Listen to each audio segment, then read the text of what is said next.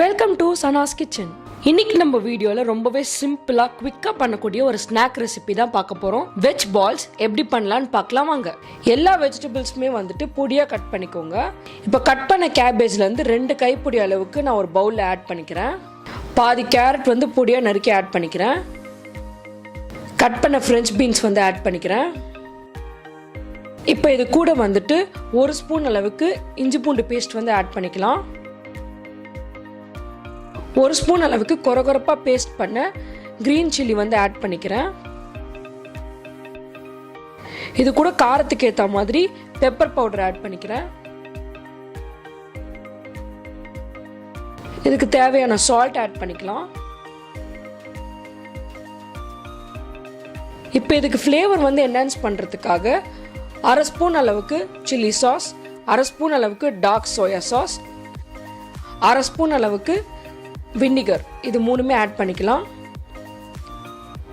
இப்போ இந்த veg balls வந்து நல்லா கிறிஸ்பியாக வர்றதுக்காக 2 ஸ்பூன் அளவுக்கு அரிசி மாவு ஆட் பண்ணிக்கிறேன். அப்புறம் 2 ஸ்பூன் அளவுக்கு கார்ன்ஃப்ளவர் மாவு ஆட் பண்ணிக்கிறேன். இந்த வெஜ் பால்ஸ்க்கு வந்துட்டு காரம் கொடுக்கறதுக்கு நம்ம சில்லி பேஸ்ட் வந்து ஆட் பண்ணியிருக்கோம். அது கூட வந்து சில்லி சாஸும் ஆட் பண்ணியிருக்கோம். உங்களுக்கு இன்னும் கொஞ்சம் காரமாக வேணும்னா நீங்கள் சில்லி பவுடர் கூட ஆட் பண்ணிக்கலாம். தேவையான இன்க்ரீடியன்ட்ஸ்லாம் ஆட் பண்ணியாச்சு. இப்போ இதில் தண்ணி எதுவுமே ஊற்றாமல் கை வச்சு நல்லா அழுத்தமாக இதை பிசைஞ்சிங்கனாலே அந்த வெஜிடபிள்ஸில் இருக்க தண்ணிலாம் வந்துட்டு இந்த பவுடரோட மிக்ஸ் ஆகி நல்லா ஒரு ஸ்டிக்கியான கன்சிஸ்டன்சிக்கு வந்துடும். பாருங்கள், நல்லா அழுத்தம் கொடுத்து பிசையும் போதே ஒரு மாதிரி ஸ்டிக்கியான கன்சிஸ்டன்சிக்கு வந்திருக்கு. தண்ணியெல்லாம் எதுவுமே ஆட் பண்ணாதீங்க. தண்ணி ஆட் பண்ணிங்கன்னா ஃப்ரை பண்ணும்போது நிறைய எண்ணெய் உறிஞ்சிரும். இப்போ இந்த மாதிரி குட்டி குட்டி பால்ஸாக வந்துட்டு பிடிச்சி வச்சுக்கோங்க. இப்போ இந்த பால்ஸ் எல்லாமே வந்துட்டு ஒரு மைதா பேஸ்ட்டில் பெரட்டி பிரெட் க்ரம்ஸில் வந்துட்டு பெரட்டி எடுக்கணும். ஒரு சின்ன கப்பில் வந்துட்டு 1 ஸ்பூன் அளவுக்கு மைதா, கொஞ்சமாக சால்ட், கொஞ்சமாக பெப்பர் பவுடர், இது மூணுத்தையுமே நல்லா மிக்ஸ் பண்ணிக்கோங்க தண்ணி போட்டு. இதில் வந்து நம்ம உருட்டி வச்சுருக்க இந்த பால்ஸ் எல்லாம் வந்துட்டு ஒரு தடவை வாஷ் பண்ணி எடுத்துட்டு, இப்போ இந்த மைதா பேஸ்ட்டில் வந்துட்டு நம்ம உருட்டி வச்சுருக்க இந்த வெஜ் பால்ஸ் எல்லாம் வந்துட்டு நல்லா உருட்டி எடுத்துடலாம். அதுக்கப்புறம் பிரெட் க்ரம்ஸில் ஒரு வாட்டி போட்டு எடுத்துடலாம். மைதா பேஸ்ட்லேயும் பிரெட் க்ரம்ஸ்லேயும் இதை போட்டு பெரட்டி எடுக்கும்போது ஃப்ரை பண்ணதுக்கப்புறம் நல்லா வெளியில் கிறிஸ்பியான லேயராகவும் உள்ளே நல்லா சாஃப்டாகவும் வந்திருக்கும். சாப்பிட்றதுக்கு ரொம்ப டேஸ்ட்டாக இருக்கும். இப்போ எல்லா பால்ஸுமே நான் மைதா பேஸ்ட் அண்ட் பிரெட் க்ரம்ஸில் வந்து பெரட்டி எடுத்துட்டேன்.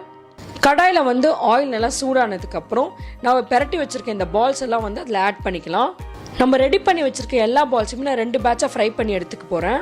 இந்த பால்ஸ் எல்லாம் ஃப்ரை பண்ணுறதுக்கு ஃபுல்லாகவே வந்துட்டு மீடியம் ஃப்ளேமில் வச்சுக்கோங்க. ஹை ஃப்ளேமில் வைக்க வேணாம். ஹை ஃப்ளேமில் வச்சிங்கன்னா வெளியில் சீக்கிரமாக வந்துட்டு ஃப்ரை ஆகிடும். உள்ளே வந்து அந்த வெஜிடபிள்ஸ்லாம் வந்து ப்ராப்பராக நமக்கு வந்து வெந்து வராது.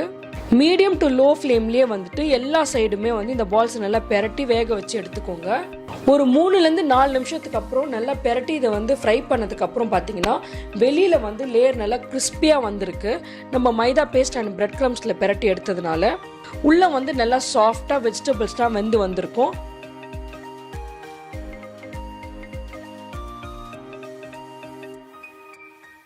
ஒரு பாலை வந்து உங்களுக்காக நான் புட்டு காட்டுறேன் பாருங்கள். வெளியில் நல்லா கோல்டன் ப்ரௌன் கலரில் கிறிஸ்பியாக வந்திருக்கு. உள்ளே வந்து வெஜிடபிள்ஸ்லாம் நல்லா வெந்து சூப்பராக வந்திருக்கு. நீங்களும் இதை வீட்டில் ட்ரை பண்ணி பார்த்துட்டு உங்கள் ஃபீட்பேக்கை கமெண்ட்ஸில் சொல்லுங்கள். Happy cooking. இந்த ரெசிபி பிடிச்சிருந்துச்சுன்னா லைக் பண்ணுங்கள், ஃப்ரெண்ட்ஸ் அண்ட் ஃபேமிலியோட ஷேர் பண்ணுங்கள், என்னோட சேனலை சப்ஸ்கிரைப் பண்ணுங்கள். தேங்க்யூ.